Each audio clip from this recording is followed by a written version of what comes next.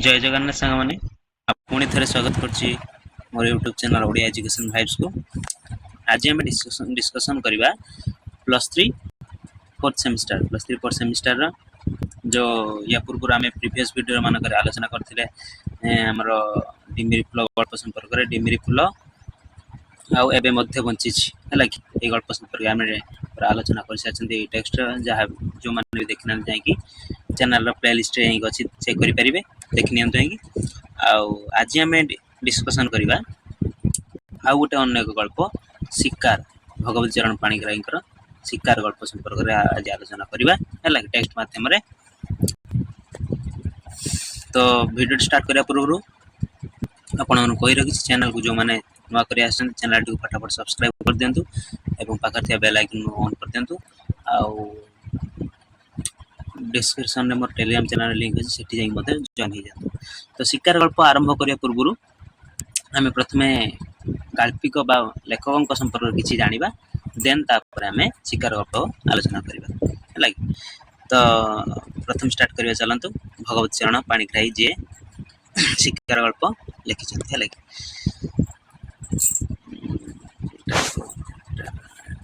हाँ से 1907 मसीहा 1 फेब्रुआरी जन्म होते आउ 1943 अक्टोबर 23 देहावसान होता देहावसान।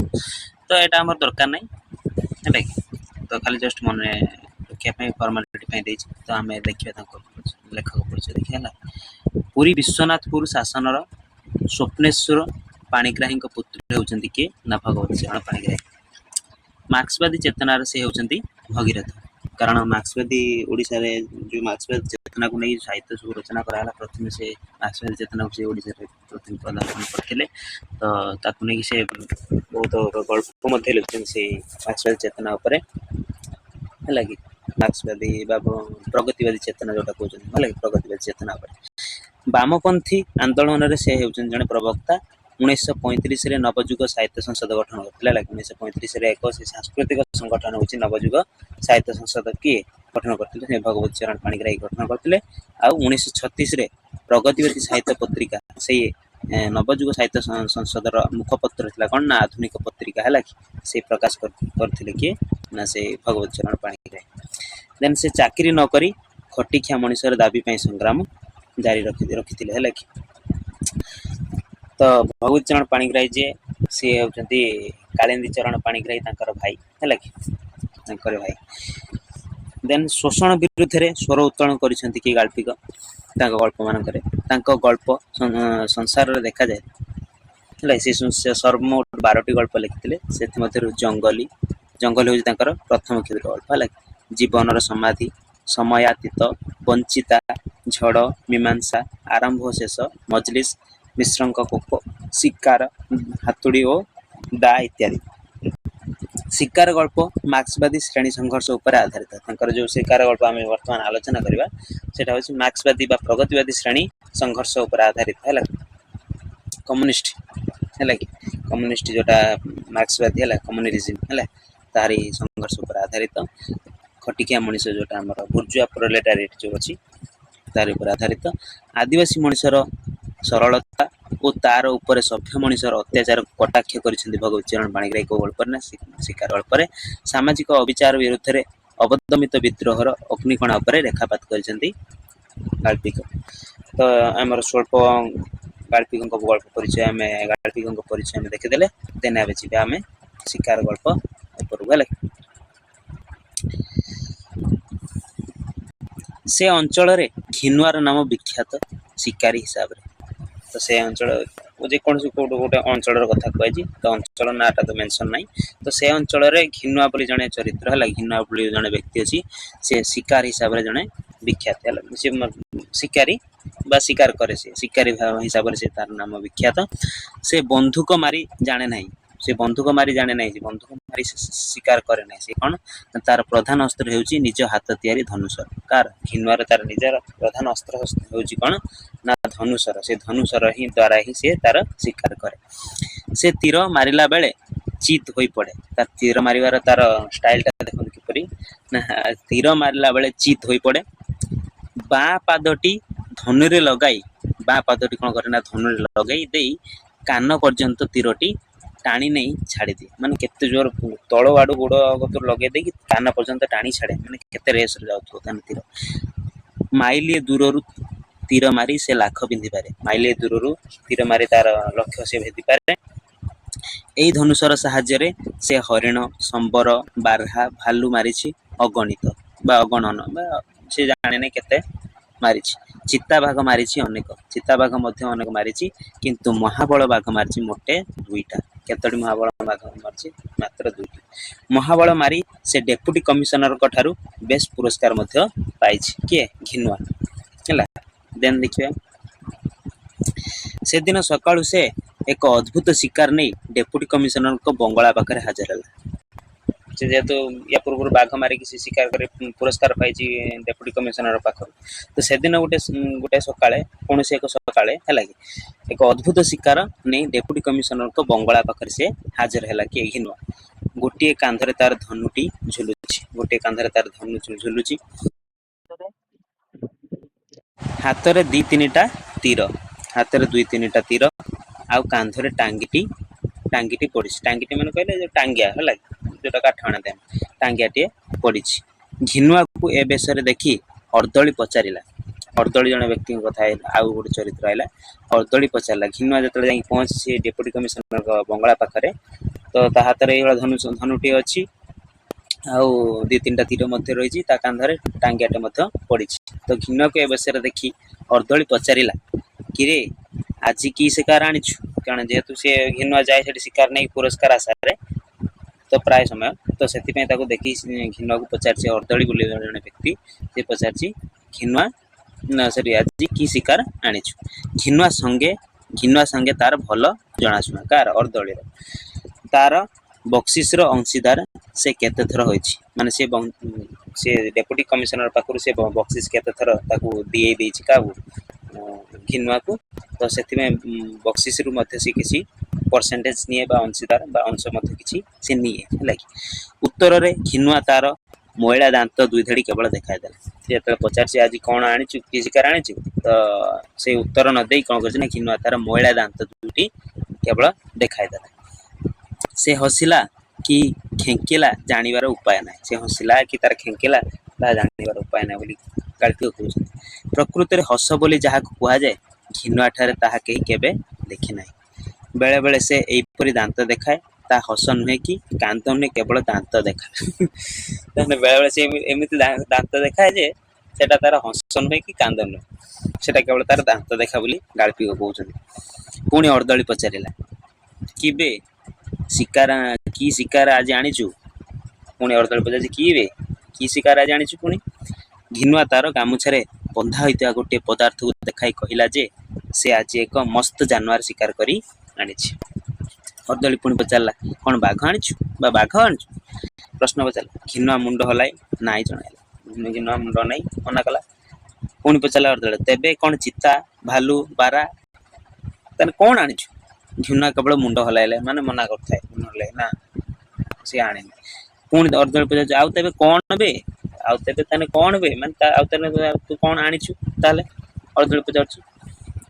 ଏଇଭଳିଆ ତାଙ୍କ ଭିତରେ ଯେତେବେଳେ ଚାଲିଛି କଥାବାର୍ତ୍ତା, ଗୋଳମାଳ ଶୁଣି ସାହେବ ଯେ ଡେପୁଟି କମିଶନର ଥିଲେ, ସେ ସାହେବ କ'ଣ କରୁଛନ୍ତି ନା ବଙ୍ଗଳା ଭିତରୁ ବାହାରି ଆସିଲେ। ଘିନୁଆ ମୁଣ୍ଡିଆ ମାରି ପୁଣି ସାହେବଙ୍କୁ ସେହିପରି ଦାନ୍ତ ଦେଖାଇଲା। ସାହେବ ଶିକାରର ଚେହେରାଟା ଦେଖିବାକୁ ଔତ୍ସୁକ ପ୍ରକାଶ କରିବାରୁ ଘିନୁଆ ଗାମୁଛା ଭିତରୁ ବାହାର କରି ସାହେବଙ୍କ ପାଦ ତଳେ ଥୋଇଲା ଗୋଟିଏ ସଜ କଟା ମଣିଷ ମୁଣ୍ଡ। ଯେତେବେଳେ ଡେପୁଟି କମିଶନର ଯିଏ ଥିଲେ ସାହେବ, ସିଏ ଯେତେବେଳେ ଚାହିଁଛନ୍ତି ଯେ ଶିକାର କ'ଣ କରିକି ଆଣିଛି ତାକୁ ଦେଖିବା ପାଇଁ ଚାହିଁଲେ, ଯେତେବେଳେ ସେ ଶିକାରଟାକୁ ତ ଯେତେବେଳେ ଖୋଲି ଦେଇଛି, ଦେଖିଦେଇଛି ନା ଗୋଟେ ସଜ କଟା ମଣିଷ ମୁଣ୍ଡ ସିଏ ଆଣିଛି। ସାହେବ ଚମକି ଉଠି ପାହୁଣ୍ଡେ 2 ପାହୁଣ୍ଡେ ପଛେଇ ଗଲେ। ଘିନୁଆ ହାତ ବଢ଼ାଇ ମାଗିଲା ସାହେବ ବକ୍ସିସ। ଦେଖନ୍ତୁ, ସେ ମଣିଷ ମୁଣ୍ଡ କଟା ଆଣିଛି, ଆଣିକି ପୁଣି ମାଗୁଛି ବକ୍ସିସ। କିଛି କ୍ଷଣ ପରେ ମନକୁ ମନ ସମ୍ଭାଳି ନେଇ ସାହେବ ଘିନୁଆକୁ ବକ୍ସିସ ପାଇଁ ଅପେକ୍ଷା କରିବାକୁ ଇସାରା କଲେ ଓ ଭିତରକୁ ଯାଇ ଫୋନ୍ ଦ୍ୱାରା ସଶସ୍ତ୍ର ପୋଲିସ ଫୌଜ ଡକାଇଦେଲେ। ଫୋନ୍ ଦ୍ୱାରା ସେ କ'ଣ ହେଲା, ପୋଲିସ ଫୋର୍ସକୁ ଡକାଇଦେଲେ। ଯେହେତୁ ଏଟାର ଗୋଟେ ମର୍ଡର ନା, ଯେହେତୁ, ତ ସେଥିପାଇଁ ସେ ପୋଲିସ ଫୋର୍ସକୁ ଡକାଇଦେଲେ। ଏହା ବ୍ୟତୀତ ଘିନୁଆକୁ ଜବତ କରିବାର ଉପାୟ ନାହିଁ, କାରଣ ଘିନୁଆର ଏତେ ବଳ ଯେ ତାକୁ ଏକା 2-4 ଜଣ ଧରିବା ସମ୍ଭବ ନୁହେଁ। ସେଥିପାଇଁ ସେ ପୋଲିସ ଫୋର୍ସକୁ ଡକାଇଦେଲେ, ହେଲା କି। ଦେହରେ ତାର ଗୋଟାଏ ଅସୁରର ବଳ, ହାତରେ ପୁଣି ଧନୁଷର ଟାଙ୍ଗିଆ ରହିଛି, ତ ତାକୁ ଧରିବା ମୁସ୍କିଲ ହେଇଯିବ। ସେଥିପାଇଁ ସେ ସାହେବ କଣ କଲେ ନା ପୋଲିସ ଫୋର୍ସକୁ ଫୋନ କରି ଡକାଇଦେଲେ। ଯେତେବେଳେ ହାତ କଡ଼ି ଗୋଡ଼ କଡ଼ି ପିନ୍ଧି ଘିନୁଆକୁ ହାଜତରେ ରହିବାକୁ ହେଲା, ସେ କିଛି ବୁଝିପାରିଲାନି ଯେ ମୋତେ କଣ ପାଇଁ ଏଠିକି ଅଣାଯାଇଛି। ତାକୁ ଏହିପରି ଭାବରେ ଅଟକାଇ ରଖିବାର ମତଲବ କଣ? ସୁବିଧା ପାଇଲେ ସେ କାହାରିକି ଏ ବିଷୟରେ ପଚାରେ। ସେ ସୁବିଧା ପାଇଲେ ଯେତେବେଳେ ସେ ଜେଲ ଭିତରେ ଥାଇକି କାହାକୁ ପଚାରେ, ସେ ଏମିତି କାହିଁକି ହେଲା, ତାକୁ କାହିଁକି ଏମିତି ଏଠି ଆଣି ରଖିଛନ୍ତି। କିଏ କହେ ତାକୁ ତାର ଫାଶୀ ହବ, କିଏ କହେ ଯେ ସେ ଯିବ କଳାପାଣି। କଳାପାଣି ଗୋଟେ ଜେଲ ଅଛି ଯାହାକି ବହୁତ ଦୁଃଖଦାୟକ, ମାନେ ବହୁତ ସେ କଳାପାଣି ଜେଲ ନାଁ ଶୁଣିଲେ କଏଦୀଙ୍କର ଛାତି ଥରି ଉଠେ, ହେଲା କି। କଳାପାଣି ଜେଲ କାହିଁକି? ସେ ଏମିତି କି ଅପରାଧଟା କରିଛି କି ସେ କିଛି ବୁଝି ନପାରି ସେମାନଙ୍କ କଥାକୁ ସେ ବିଶ୍ୱାସ କରେ ନାହିଁ, କି ଘିନୁଆ ବିଶ୍ୱାସ କରେ ନାହିଁ। ଶେଷରେ ଦିନେ ଡେପୁଟି କମିଶନର ଜେଲ ପରିଦର୍ଶନ କରିବାକୁ ଆସିଥିଲା। ଶେଷରେ କଣ ହେଇଛି ନା, ଦିନେ ଡେପୁଟି କମିଶନର ଯିଏ, ସେ ନିଜେ ଜେଲ ପରିଦର୍ଶନ କରିବାକୁ, ଜେଲ ଗୋଟେ ରାଉଣ୍ଡ ମାରିବାକୁ ଆସିଥିଲେ, ହେଲା କି। ସେ ତାଙ୍କୁ ହିଁ ସବୁ ହାଲ ପଚାରିଲା, କିଏ? ଘିନୁଆ। ସେ କହିଲେ ଯେ, ଡେପୁଟି କମିଶନର କହିଲେ ଯେ ପୂର୍ବରୁ ସେ ବାଘ ଭାଲୁ ମାରୁଥିଲା ବୋଲି ସାଙ୍ଗେ ସାଙ୍ଗେ ତାକୁ ବକ୍ସିସ ପାଉଥିଲା ବା ବକ୍ସିସ ଦିଆଯାଉଥିଲା। ଏବେ ମାରିଛି ମଣିଷ, ଏଥର କି ବକ୍ସିସ ପାଇବ ତାହା 5 ଜଣ ତ ପୁଣି ବୁଝି ବିଚାର ଠିକ କରିବେ। ସେ କହିଲେ ତୁ ଆଗରୁ ସିନା ଗାଈ ଛେଳି ବା ଯାହା ବି ମାରିକି ଆଣୁଥିଲୁ, ତତେ ସାଙ୍ଗେ ସାଙ୍ଗେ ବକ୍ସିସ ଦିଆଯାଉଥିଲା, ଏଥର ତୁ ମଣିଷ ମାରିଛୁ, ତ ବକ୍ସିସ ଦେବାଟା ପୁଣି 5 ଜଣ ଆମେ ବସିକି ଡିସାଇଡ କରିବୁ, ତତେ ପୁଣି ବକ୍ସିସ ଦମୁ ତ। ଏଇ କଥାଟା ହିଁ ଘିନୁଆକୁ ମନକୁ ମାନିଲା। ଏଇ କଥାଟା ଘିନୁଆ ମନକୁ ପାଇଲା, ଯାହା ହେଲା ମତେ ବକ୍ସିସ ସତରେ ଦେବେ ଆଉ। କିନ୍ତୁ ତାକୁ ଥଟ୍ଟା କରି କହିଲେ, ସେ ଜାଣିପାରିଲାନି। ଯେଉଁଦିନ ତାର ବିଚାର ହେଲା, ଘିନୁଆ ମନେ ମନେ ଭାବିଲା ସେଦିନ ତାକୁ ବକ୍ସିସ ମିଳିବ। ସେ ଜଣେ ସରଳ ଆଦିବାସୀ, ମୂର୍ଖ, ଯେହେତୁ ସେ ଜାଣିପାରିଲାନି, ଅତି ସରଳ। ସେ ଉତ୍ସାହିତ ହୋଇ ଜଜଙ୍କ ଆଗରେ ସବୁ ବିଚରଣ କରିବାକୁ ଲାଗିଲା, ମାନେ ଯାହା ଯାହା ଘଟିଥିଲା ସବୁ ସତ କଥା କହିବାକୁ ଲାଗିଲା। ସେ ଯେ ଗୋବିନ୍ଦ ସର୍ଦ୍ଦାରକୁ ହାଣିଲା, ସେ ଯୋଉ କଟାମୁଣ୍ଡଟେ ଥିଲା, ସେଟା କାହାର ନା ଗୋବିନ୍ଦ ସର୍ଦ୍ଦାର ବୋଲି ଜଣେ ଚରିତ୍ର ବ୍ୟକ୍ତି, ତାରି ମୁଣ୍ଡକୁ ସେ ହାଣିଛି। ସେଥିପାଇଁ ତାକୁ କମ କଷ୍ଟ କରିବାକୁ ପଡିନାହିଁ ବୋଲି ସେ କହିଲା। ଆଉ ଅନେକ ଲୋକ ତାକୁ ମାରିବାକୁ ଛକିଥିଲେ, ତା ଗୋବିନ୍ଦ ସର୍ଦ୍ଦାରକୁ, କିନ୍ତୁ କେହି ପାରି ନଥିଲେ। ଗୋବିନ୍ଦ ସର୍ଦ୍ଦାର ଯେ ସବୁବେଳେ ମୋଟର ଚଢି ଯିବା ଆସିବା କରେ, ମୋଟର ଗାଡି ଅର୍ଥାତ୍ ଗାଡି ଚଢି, ମୋଟର ଗାଡି ଚଢି ଯିବା ଆସିବା କରେ। ସେ ତାର ଧନ ସମ୍ପତ୍ତି କମେଇଛି ଅନ୍ୟ ସମସ୍ତଙ୍କୁ ଲୁଟ କରି। ସେଇ ଯେ ଗୋବିନ୍ଦ ସର୍ଦ୍ଦାର ଯିଏ, ସେ ତାର ଯୋଉ ଧନ ସମ୍ପତ୍ତି ଯେତିକି ସେ ଅର୍ଜନ କରିଛି, ଅନ୍ୟ ଲୋକମାନଙ୍କ ଠାରୁ ଧନ ସମ୍ପତ୍ତି ସବୁ ଲୁଟିକି ଧନ ସମ୍ପତ୍ତି ତାର ଅର୍ଜନ କରିଛି। ବଡ ଶୈତାନ ଲୋକ ଥିଲା ସେ ବୋଲି ସେ କହିଛି। କେତେ ଲୋକଙ୍କୁ ସେ ମାରିଛି, କେତେ ଲୋକଙ୍କୁ ଉଚ୍ଛନ୍ନ କରିଛି, କେତେ ସ୍ତ୍ରୀ ଲୋକଙ୍କର ଇଜ୍ଜତ ନେଇଛି ବୋଲି ସେ କହୁଛି ଘିନୁଆ, ହେଲା କି। ଗୋବିନ୍ଦ ସର୍ଦ୍ଦାର ବିଷୟରେ ତାର ଠିକଣା ନାହିଁ। ଘିନୁଆର ସବୁ ଜମିବାଡି ମଧ୍ୟ ସେହିପରି ନେଇ ନିଜର କରିଛି। କିଏ? ସେଇ ଗୋବିନ୍ଦ ସର୍ଦ୍ଦାର। ସେଦିନ ସନ୍ଧ୍ୟାରେ ଘିନୁଆର ସ୍ତ୍ରୀ ଉପରେ ଅତ୍ୟାଚାର କରିବାକୁ ବସିଥିଲା, କିଏ? ଗୋବିନ୍ଦ ସର୍ଦ୍ଦାର। ଏଡେ ବଡ ବହପ ଘିନୁଆକୁ ଦେଖି ମଟରରେ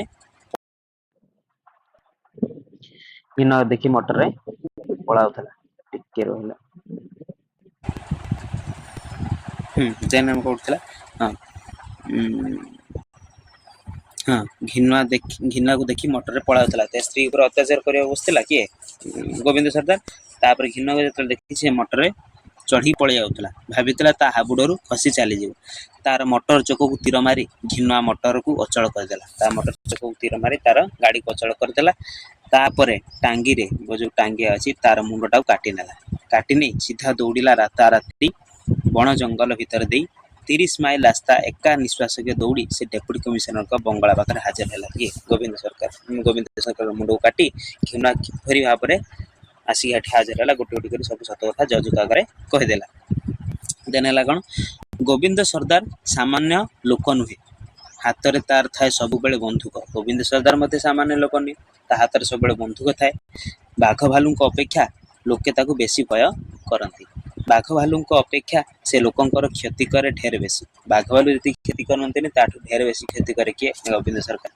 ତାକୁ ମାରିବା ପାଇଁ ଘିନୁଆ କମ ସାହସ ବିଚକ୍ଷଣତା ଖର୍ଚ୍ଚ କରିନାହିଁ ବୋଲି ସେ କହିଲା।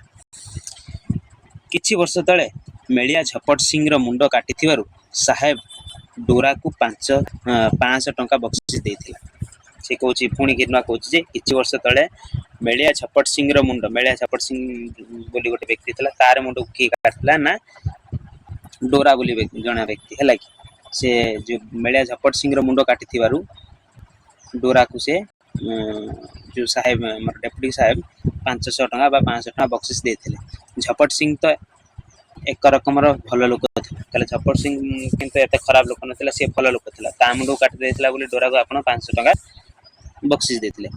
से स्त्री लोक इज्जत नहीं ना कि कहार जमीबाड़ी दखल करना किए झपट सिंह जे आमर गोविंद सरदार भाया कहार स्त्री लोक इज्जत नहीं कि कहार जमीबाड़ी दखल करना कि मार तार मुंड काटी बोली डोरा को आप 500 टंका बक्सीस देते।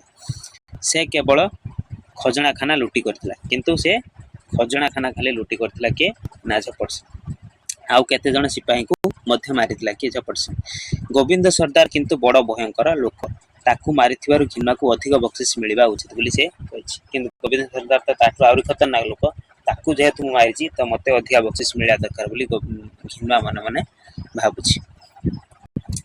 घिन्वार जुक्ति सुनी समस्ते हो हो करी हसी उठिले। जज साहेब हसी उठी हसी हसी कहले हाँ उपयुक्त बक्सीस दिया जाए। समस्ते थटा आकार नजर रे हसले किंतु से जानी पारला नहीं है लगी। जज से हसी हसी कहले हाँ तते उपयुक्त बक्सीस दिया जाए। सरकारी वकील मध्य कहले तते एठा को खास अणा जायछि बक्सीस दिया जिबा लागी। घिन्वा परिहास नमणी घिन्वा को थटा बा मजाक कहउछन्ते बोली से जानी पारु नाही से सत बोली मन कला कारण हस कौतुक थटा परिहास से जाने ना किए सी सरल आदिवासी जेहेतु मूल्य लोक तो से जाने ना ता मन एते सरलता जे अच्छी सी जाने ना तार जे नितांत रस शून्य प्रकृति है लगी। शेष राय दिगला प्राणदंड शेष राय दिगला तार फांसी दंड दिगला क्या घिन्वा घिन्वा यार कौन अर्थ बुझला ना घिन्वा यार कौन अर्थ बुझी पारा ना पुणी जेल को फेराई नेला बेले ताकू बुझाई दिगला जे तार बक्सीस पाइबार दिन आसूची फांसी दियाबार दिन आसूची तो कही दिगला ना तार बक्सीस पाइबार दिन आसूची। घिन्वा से पर्यंत बुलिला सॉरी बुझिला नहीं जे से जड़े अपराधी और से प्राणदंड आदेश होइछि। से घिन्वा एपर्यंत मते बुझी नथिला जे से जड़े अपराधी होइछि एवं अपराधी फांसी दंड आसी जाइछि से कथा से एपर्यंत मते बुझी पारि नथिला। झपट सिंह को मारिबा और गोविंद सरदार को मारिबा जे एका कथा नुहे ता से बुझिबो कहूँ। झपट सिंह की मारी जो बक्सीस पाइथिबा जे डोरा जे से कथा अलग आ गोविंद सरदार को मारिया कथा अलग ता से क्या बुझिबो बोली भारतीय कहउछन्ति। से जानिला नाही जे गोटे गौरवर विषय अन्यटी होछि दशा बह आईन रो सूक्ष्म जाल भितर पशियाकू तार मुंड नाही। से जे बणुआ सांताल से जेहेतु बणुआ सांताल आदिवासी लोक तो एते कथा क्या बुझे से मने मने भावे डोरा 500 टंका पाई झपट सिंह को मारी से पुणी घिन्वा पुणी मन मन भावे कौन ना डोरा 500 टंका पाई झपट सिंह को मारी से बेसी ना से कहीं नेब से कहला से बेसी मत नदे तार मु नेबी ना कि मु कहीं नेबी तार बेसी ने ताठू बेसी टंका देले बक्स ताहले ही नेबी सबू फेराई दे कहबी जदि ताठू कम देले सब फेराई दे कहबी किछि न दियो पछे साहेब डोरा ठारू बेसी पाइबा मोर हक से मन मन भाबुछि या कहबी बोली। पुणी तापर कौन है जेल अंधारिया निर्जन गुंफार रही से केते कौन भावे यही कथा सब है कथबार्ता करने को से कहारे की देखा ना कथबार्ता करने को भी तार आग्रह न था कार घिन्वार सी भाव बक्सीस मिल सी भारी खुशी केवल बक्सीस पाई घर को फेरिया तार मन छटपट होता है। शेष तार फांसी दिन आसीगला ताकू पचरा गला तार शेष कौन दरकार शेष फांसी दिया दिन शेष पचारा तर शेष इच्छा कौन बा तोर कौन दरकार शेष सी कहला कौन ना मोर बक्सीस दरकार एपर्यंत जापारे तार फांसी अर्डर आसीगला फांसी दि जाऊ अच्छा बक्सीस पाइबू आ कही ताकू नहीं गले मुंडरे तार गोटे कलाकनार खोल पिंधाई दिगला। घिन्वा मन मन विचारा आखिरे अंध पटेल दे हाथ में तार सुना रूपा ढाली दि बोधे सी मन मन भावुची मुंडे मुहर कला कपना मोर गुड़े देले तो मत बोधे सुना रूपा हाथ में देवे आ गोटे सरप्राइज टाइप सरकार घर केते फांद फिकर कायदा कटकणा तो सरकारी कथा ना सरकारी कथा केते फांद फिकर थी तो हुए तो कलाकना गुड़े से मत किसी ଆଶ୍ଚର୍ଯ୍ୟାନ୍ୱିତ ବା ସରପ୍ରାଇଜ ରଖିଛନ୍ତି, ସେଥିପାଇଁ ମତେ ଦେବେ ସୁନା ରୂପା ପଥି ହାତରେ ଆଉ। ଖାଲି ସେମିତି କଣ ବକ୍ସିସ ଦିଆଯାଏ, ସେ ଘରକୁ ଫେରି ସବୁ ସ୍ତ୍ରୀକୁ ଦେଖାଇବ। ସେ ଘରକୁ ଫେରି ବକ୍ସିସ ପାଇ ସାରିଲା ପରେ ସବୁ ସ୍ତ୍ରୀକୁ ଦେଖାଇବ ବୋଲି ମନେ ମନେ ଭାବୁଛି। କି ଖୁସି ହବ ସ୍ତ୍ରୀ ତାର ସବୁ ଦେଖି, କି ଖୁସି ହବ ତା ସ୍ତ୍ରୀ ସବୁ ଦେଖି, ସବୁ ହେଲା କି ତାର ବକ୍ସିସ ଦେଖି। ଭଲ ଘର ଦ୍ୱାର କରି ଜମିବାଡ଼ି ଚଷି ସେ ଖୁସିରେ ରହିବ। ଭଲ ଘର ଦ୍ୱାର ଜମିବାଡ଼ି ଇତ୍ୟାଦି କରି ସେ ଖୁସିରେ ରହିବ ବୋଲି ମାନେ ଏପର୍ଯ୍ୟନ୍ତ ଭାବୁଛି ଫାଶୀ ଖୁଣ୍ଟର ପାଖକୁ ଗଲାଣି, ପ୍ରକାଶ ହେଲାଣି। ଆଉ ତ ଗୋବିନ୍ଦ ସରକାର ନାହିଁ ଯେ ସବୁ ଲୁଟି ନେଇଯିବ। ପୁଣି ଆଉ ଭାବୁଛି ଯେ ଆଉ ଯେ ଗୋବିନ୍ଦ ସରକାର ନାହିଁ ଯେ ସବୁ ଲୁଟି କରି ନେଇଯିବ, ଯେ ଲୁଟି ନେଇଯାଇଥିଲା ଯେ ସେ ହେଲା କି। ହଠାତ୍ କଣ ଗୋଟେ ଆସି ତା ବେକରେ ବାଜିଲା, ହଠାତ୍ କଣ ଆସି ତା ବେକରେ ବାଜିଲା, ସେଇଠି ତାର ଫାଶୀ ହେଇଗଲା, ତାର ପ୍ରାଣ ଦଣ୍ଡ ଚାଲିଗଲା। ତ ଏଇ ଗଳ୍ପ ମାଧ୍ୟମରେ ଗାଳ୍ପିକ କଣ ଚେତେଇବାକୁ ଚାହିଁଛନ୍ତି ନା, ଶୋଷକ ଶୋଷିତଙ୍କ କଥା କୁହାଯାଇଛି, ବୁର୍ଜୁଆ ପ୍ରୋଲେଟାରିଏଟ ହେଲା କି। ଯେମିତି ଶୋଷକ, ଏଟା ଗୋଟେ ମାର୍କ୍ସବାଦୀ ଚେତନା ଉପରେ ଆଧାରିତ ଗୋଟେ ଗଳ୍ପ। ତ ମାର୍କ୍ସବାଦୀ ଚେତନାର ଆଧାର ହଉଛି କଣ ନା, ଶ୍ରେଣୀ ସଂଘର୍ଷର ନିପାତ କରିବା ହେଲା କି। ମାନେ କେହି ଏଠି ଶ୍ରେଣୀ ଯୋଉ କ୍ଲାସ ସିଷ୍ଟମ ରହିବ ନାହିଁ ହେଲା କି, ଶ୍ରେଣୀଗତ ପାର୍ଥକ୍ୟ ଯେମିତି ରହିବ ନାହିଁ, ସମସ୍ତେ ସମାନ, କେହି ଶୋଷକ ଶୋଷିତ ହିସାବରେ ଏମିତି ରହିବେ ନାହିଁ। ଆଉ ସମସ୍ତେ ସମସ୍ତଙ୍କର ସମ୍ପତ୍ତି ଭୋଗ କରିବାର ଅଧିକାର ଅଛି। ତ ଯେହେତୁ ଜଣେ ଶୋଷକ ଥିଲା ଗୋବିନ୍ଦ ସରକାର, ତ ତାହାକୁ ଏଇ ଗଳ୍ପ ମାଧ୍ୟମରେ ସିଏ ଜଣେ ଶୋଷିତ ଦ୍ଵାରା ହତ୍ୟା କରାଇଛନ୍ତି କିଏ ଗାଳ୍ପିକ, ଯାହା ଦ୍ୱାରା କି ଶ୍ରେଣୀ ସଂଘର୍ଷର ଏଠି ଉଚ୍ଛେଦ କରାଇଛନ୍ତି କିଏ ଗାଳ୍ପିକ ଶିକାର ଗଳ୍ପ ମାଧ୍ୟମରେ। ତ ଯେତିକି ଗଳ୍ପ ଆମେ ଡିସକସନ ଆଜି ସାରିଦେଲେ। ତ ଯୋଉମାନେ ବି ବୁଝି ନପାରିଥିବେ ସେମାନେ ମୋତେ କମେଣ୍ଟ ମାଧ୍ୟମରେ ଜଣାଇଲେ ମୁଁ ସେମାନଙ୍କୁ ଟ୍ରାଏ କରିବି ବୁଝେଇବା ପାଇଁ, ଯୋଉମାନେ ନ ବୁଝିପାରୁଛନ୍ତି। ତ ଭିଡ଼ିଓଟି ଯେଉଁମାନେ ଶେଷ ପର୍ଯ୍ୟନ୍ତ ଦେଖିଥିବେ ସେମାନଙ୍କୁ ବହୁତ ବହୁତ ଧନ୍ୟବାଦ। ଆଉ ଚ୍ୟାନେଲଟିକୁ ଫଟାଫଟ ସବସ୍କ୍ରାଇବ କରିଦେବେ ଏବଂ ସାଙ୍ଗମାନଙ୍କ ସହିତ ମଧ୍ୟ ସେୟାର କରିଦେବେ। ଆଉ ଯଦି ବା କେଉଁଠି କିଛି ଭୁଲ ରହିଯାଇଥିବ ତ ଦୟାକରି କ୍ଷମା କରିଦେବେ, କାରଣ ସଂସ୍କୃତରେ ଗୋଟେ ଲେଖା ଅଛି, ଭୀମସ୍ୟାପି ରଣେ ଭଙ୍ଗମନିନଞ୍ଚ ମତିଭ୍ରମ ଯଦି ଶୁଦ୍ଧମ ଶୁଦ୍ଧମ ଚ ମମ ଦୋଷ ନ ବିଦ୍ୟତେ। ତ ସମସ୍ତଙ୍କର ବି ମତିଭ୍ରମ ହୋଇଥାଏ।